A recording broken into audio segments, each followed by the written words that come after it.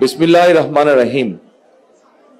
আজকের এই মহতি এবং এই মর্মস্পর্শী অনুষ্ঠানের সম্মানিত সভাপতি জনাব নজরুল ইসলাম খান, মঞ্চে উপস্থিত গণতন্ত্রের অন্যতম সংগ্রামী নেতা জনাব রুহুল কবির রিজভী এবং আমার সামনে উপস্থিত 24-এর জুলাই শহীদ পরিবারের সদস্যবৃন্দ, জুলাই যোদ্ধা, আহত মুক্তিযোদ্ধা বৃন্দ এবং সাংবাদিক প্রিয় ভাই ও বোনেরা, আসসালামু আলাইকুম। আজকে আপনারা যারা উপস্থিত হয়েছেন, কিছু সংখ্যক মানুষ এখানে শহীদ পরিবারের সদস্য অথবা যারা জুলাই বিপ্লব আন্দোলনে শরিক হয়েছেন এবং শারীরিকভাবে ক্ষতিগ্রস্তের শিকার হয়েছেন, এরকম আহত মুক্তিযোদ্ধারা এখানে কিছু সংখ্যক উপস্থিত আছেন যারা বক্তব্য রেখেছেন। আমি যখন ওখানে বসে ছিলাম, আমি দেখতে পাচ্ছিলাম বহু মানুষ এখানে আপনারা উপস্থিত আছেন, শহীদ পরিবারের সদস্য, আহত যোদ্ধাদের মধ্যে যারা তাদের কষ্টের কথা তুলে ধরতে চাইছেন বা বলতে চাইছেন। সবাইকে আমরা আজকের এই অনুষ্ঠানের সুযোগ দিতে পারিনি, তার জন্য আমি আন্তরিকভাবে যারা অনুষ্ঠানের আয়োজন করেছেন তাদের পক্ষ থেকে ক্ষমা প্রার্থী আপনাদের কাছে। সম্মানিত শহীদ পরিবার এবং সম্মানিত যোদ্ধাবৃন্দ, আজকের এই সংখ্যাটি অনেক বিশাল। এই বিশাল সংখ্যার মধ্যে প্রত্যেককে যদি আমরা সুযোগ দেই, হয়তো এই দিন পেরিয়ে আগামী দিন চলে আসবে। 1 মিনিট করেও যদি কথা বলেন আপনারা, সেজন্যই হয়তো সবাইকে সুযোগ দেওয়া সম্ভব হয়নি। তবে সংক্ষেপে আজকের সভাপতি ওনার বক্তব্যে একটি কথা তুলে ধরেছেন। আপনারা যখন কথা, আপনাদের কষ্টের কথা, ব্যথার কথা, ত্যাগের কথা বলার জন্য ব্যাকুলভাবে সকলের দৃষ্টি আকর্ষণের চেষ্টা করছিলেন, অস্থিরভাবে প্রকাশ করছিলেন নিজের মনের কষ্টের কথা, তখন আমি এবং নজরুল ইসলাম খান সাহেব বসে একটি সিদ্ধান্ত গ্রহণ করেছি যা উনি আপনাদের সামনে তুলে ধরেছেন। বাংলাদেশ জাতীয়তাবাদী দল বিএনপি এর আগে যখন দেশ পরিচালনার দায়িত্বে ছিল, তারা মুক্তিযোদ্ধা মন্ত্রণালয় নামক একটি মন্ত্রণালয় তৈরি করেছে, যা 1971 সালে যারা মুক্তিযুদ্ধে শহীদ হয়েছেন, আহত হয়েছেন, অর্থাৎ এক কথায় মুক্তিযোদ্ধা পরিবারদের কল্যাণ তারা দেখভাল করে থাকে। আমরা সিদ্ধান্ত নিয়েছি যে ইনশাল্লাহ বাংলাদেশের মানুষের সমর্থনে বাংলাদেশ জাতীয়তাবাদী দল আগামী দিনে সরকার গঠনে সক্ষম হলে এই শহীদ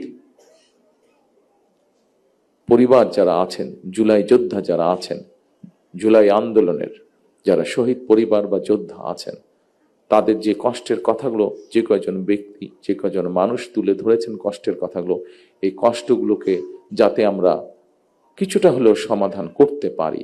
যাকে আমরা হারিয়ে ফেলেছি তাকে তো আমরা ফিরিয়ে আনতে পারবো না, কিন্তু যারা পেছনে রয়ে গিয়েছেন সেই পরিবারের সদস্যদের বিভিন্ন সুবিধা অসুবিধাগুলো যাতে দেখভাল করতে পারি এই মুক্তিযোদ্ধা মন্ত্রণালয়, কারণ তারাও একজন মুক্তিযোদ্ধা, তারাও আপনারা মুক্তিযোদ্ধা হিসাবে আপনারা গণ্য।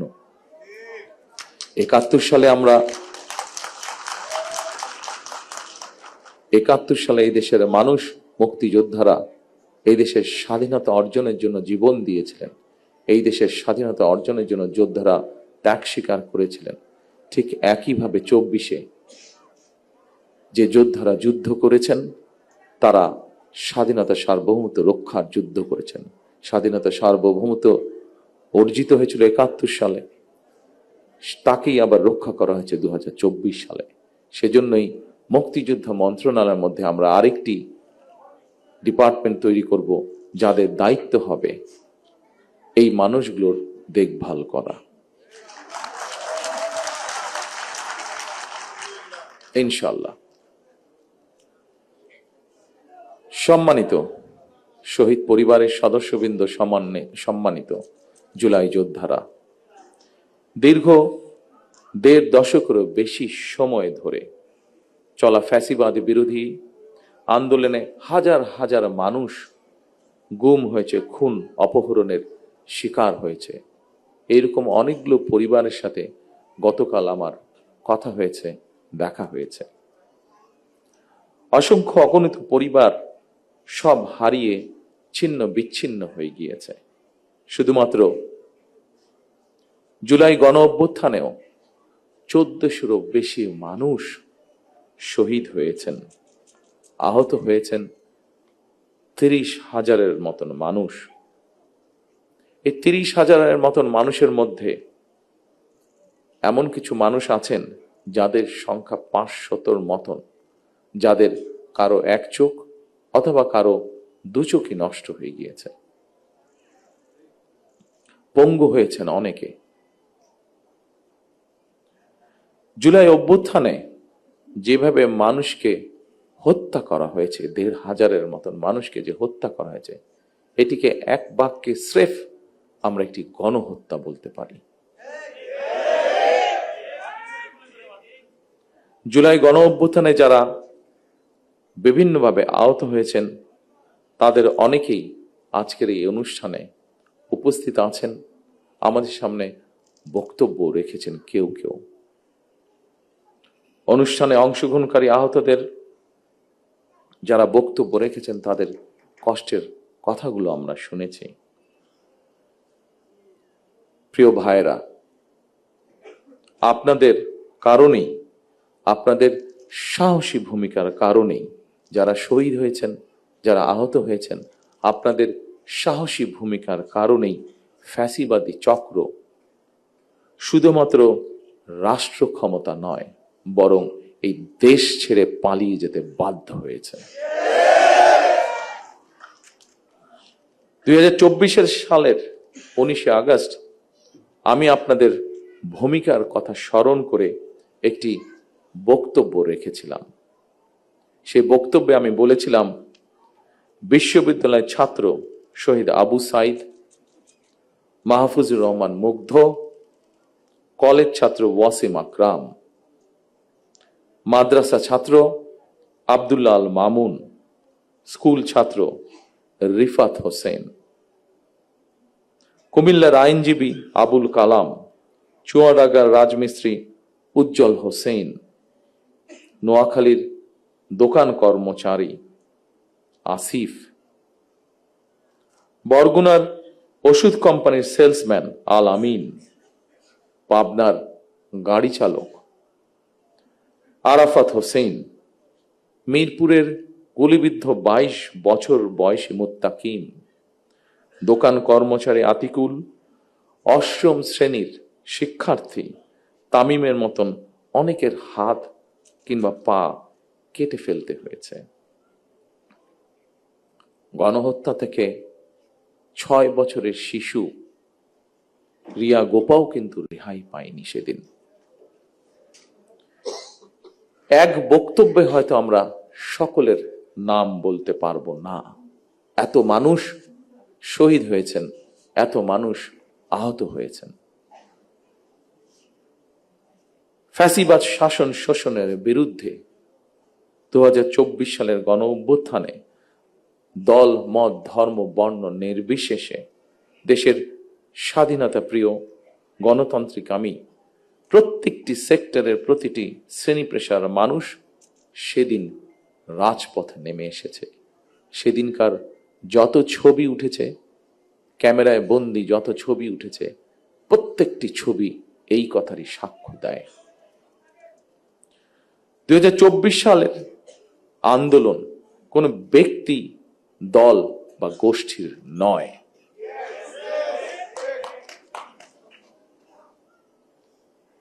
সম্মানিত উপস্থিত শহীদ পরিবারের সদস্যবৃন্দ, সম্মানিত জুলাই যোদ্ধারা, এই আন্দোলন ছিল সত্যিকার অর্থেই অধিকার হারা গণতান্ত্রিক আমি মানুষের গণ আন্দোলন। এ কারণেই আমি বলি 1971 সাল ছিল স্বাধীনতা অর্জনের, 2024 সালের আন্দোলন ছিল দেশ এবং জনগণের স্বাধীনতা রক্ষার। সুতরাং 2024 সালকে যদি সুসংহত করতে হয়, তাহলে দেশের সকল নারী পুরুষ তথা প্রতিটি নাগরিকের রাজনৈতিক এবং অর্থনৈতিক স্বাধীনতা নিশ্চিত করা অবশ্যই প্রয়োজন। যারা স্বাধীনতা রক্ষার আন্দোলনকে দলীয় স্বার্থ রক্ষার আন্দোলনে পরিণত করতে চায়, তাদের সম্পর্কে স্বাধীনতা প্রিয় গণতান্ত্রিক আমি প্রিয় মানুষকে অবশ্যই সজাগ থাকা জরুরি। 2024 সালের দেশ এবং জনগণের স্বাধীনতা আন্দোলনে হতাহত পরিবারের স্বজন কিংবা আহতদের অবর্ণনীয় কষ্টের কথা আমরা আজকে আমাদের এই অনুষ্ঠানে শুনেছি। তাদের এই কষ্ট কোনো কিছু দিয়ে মোচন করা সম্ভব নয়, কারণ আমিও জানি স্বজন হারানোর বেদনা কতটুকু। কোনো কিছু দিয়ে এই কষ্ট মোচন করা যায় না। তবে দুইভাবে আমরা গণ অভ্যুত্থানে আহতদের ক্ষতিপূরণ দেওয়ার চেষ্টা করতে পারি। এক, রাষ্ট্রীয় উদ্যোগে তাদের সর্বোচ্চ চিকিৎসা নিশ্চিত করা। দুই, সম্মানিত উপস্থিতিবৃন্দ, আগেই বলেছি আমি, যে উদ্দেশ্য নিয়ে এই সাহসী মানুষগুলো রাজপথে নেমে এসেছিলেন, রাষ্ট্র এবং সমাজ সেই উদ্দেশ্য বাস্তবায়ন করা, অর্থাৎ মানুষের রাজনৈতিক অধিকার, প্রত্যেকটি দল মত নির্বিশেষে প্রত্যেকটি মানুষের রাজনৈতিক এবং তার যোগ্যতা অনুযায়ী তার অর্থনৈতিক অধিকার নিশ্চিত করা। দীর্ঘ 1.5 দশকের বেশি সময় ধরে ফ্যাসিবাদ বিরোধী ধারাবাহিক আন্দোলন এবং 2024 সালে ফ্যাসিবাদ বিরোধী আন্দোলনে বীর শহীদ এবং আহত এবং হতাহতদের প্রতি রাষ্ট্রের অবশ্যই দায়িত্ব রয়েছে। একটি দায়িত্বশীল রাজনৈতিক দল হিসাবে বিএনপি সেই দায়িত্ব অনুভব করে, যার কথা একটু আগে আমি এবং আজকের অনুষ্ঠানের সভাপতি সাহেব উল্লেখ করেছেন আপনাদের সামনে। জনগণের রায় বিএনপি রাষ্ট্র পরিচালনার দায়িত্বে পেলে অবশ্যই পর্যায়ক্রমিকভাবে আমরা আমাদের সেই দায়িত্ব, সেই অঙ্গীকার, সেই প্রতিশ্রুতি আপনাদের সামনে এবং দেশের মানুষের সামনে ইনশাআল্লাহ পূরণ করব।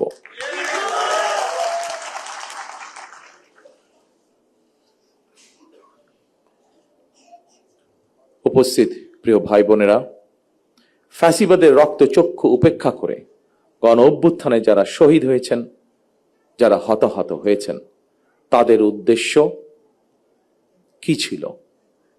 তাদের উদ্দেশ্য ছিল একটি স্বনির্ভর, একটি নিরাপদ, একটি গণতান্ত্রিক বাংলাদেশ গড়ে তোলা।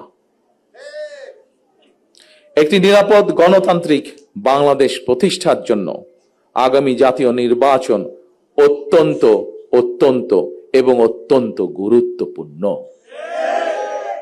আমরা যদি একটি নিরাপদ গণতান্ত্রিক বাংলাদেশ প্রতিষ্ঠা করতে ব্যর্থ হই, প্রিয় ভাই বোনেরা, আমরা যদি একটি নিরাপদ গণতান্ত্রিক বাংলাদেশ প্রতিষ্ঠা করতে ব্যর্থ হই আগামী দিনে, তাহলে এইভাবেই আমাদেরকে শোক সমাবেশ আর শোকগাথা চলতে থাকবে।